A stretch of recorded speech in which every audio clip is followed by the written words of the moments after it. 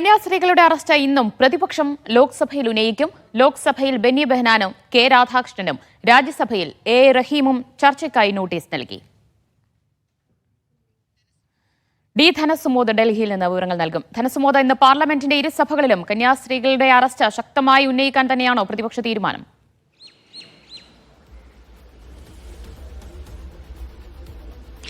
പാർലമെന്റിന്റെ അകത്തും പുറത്തും കന്യാസ്ത്രീകളുടെ അറസ്റ്റ് ശക്തമായി ഉന്നയിക്കാൻ തന്നെയാണ് പ്രതിപക്ഷ എംപിമാർ തീരുമാനിച്ചിരിക്കുന്നത്. ഇന്ന് 5 പ്രതിപക്ഷ എംപിമാരാണ്, കോൺഗ്രസ് എംപിമാരാണ് ദുർഗിലേക്ക് പോയിരിക്കുന്നത്. ഇതുകൂടാതെ രണ്ടാമത്തെ സംഘം LDF എംപിമാരും ഇന്ന് ദുർഗിലേക്ക് തന്നെ പോവുകയാണ്. ജോൺ ബ്രിട്ടാസ്, രാജ്യസഭാ നേതാവായിട്ടുള്ള ജോൺ ബ്രിട്ടാസ്, CPIയുടെ രാജ്യസഭാ നേതാവായിട്ടുള്ള P സന്തോഷ് കുമാർ അടക്കമുള്ളവരാണ് ഇന്ന് ദുർഗിലേക്ക് പോകുന്നത്.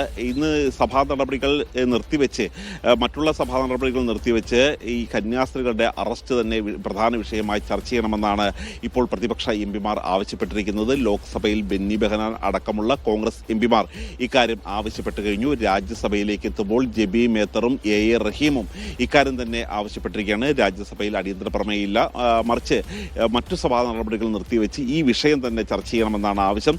കോൺഗ്രസ് എംപിമാർ പാർലമെന്റ് ആരംഭിക്കുന്നതിന് തൊട്ട് മുമ്പായി തന്നെ ഈ വിഷയം ഉയർത്തി പാർലമെന്റിന്റെ പടിക്കൽ അതിന്റെ കവാടത്തിൽ ഗാന്ധി പ്രതിമയ്ക്ക് മുന്നിൽ സമരം ചെയ്യാനാണ് തീരുമാനിച്ചിരിക്കുന്നത്. ഏതാനും മിനിറ്റുകൾക്കകം ആ പ്രതിഷേധ ധർണ ആരംഭിക്കും. ഇതുകൂടാതെ ബീഹാറിലെ വോട്ടർ പട്ടികയിലെ തീവ്ര പരിശോധനയ്ക്ക് ശേഷം ഉള്ള കരട് ലിസ്റ്റ് ഇന്ന് പുറത്തു വരികയാണ്. അതുകൊണ്ട് തന്നെ ആ വിഷയവും പാർലമെന്റിൽ വളരെ ശക്തമായിട്ട് ഉന്നയിക്കാനും പാർലമെന്റ് പടിക്കൽ ധർണ നടത്താനും തന്നെയാണ് ഇന്ത്യ സഖ്യ എംപിമാർ തീരുമാനിച്ചിരിക്കുന്നത്.